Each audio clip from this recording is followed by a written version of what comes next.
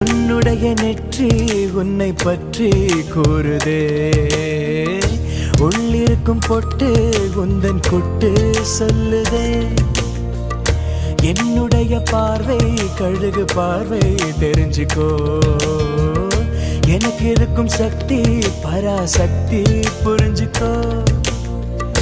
கால் கொலுசு தான் கலக்குது,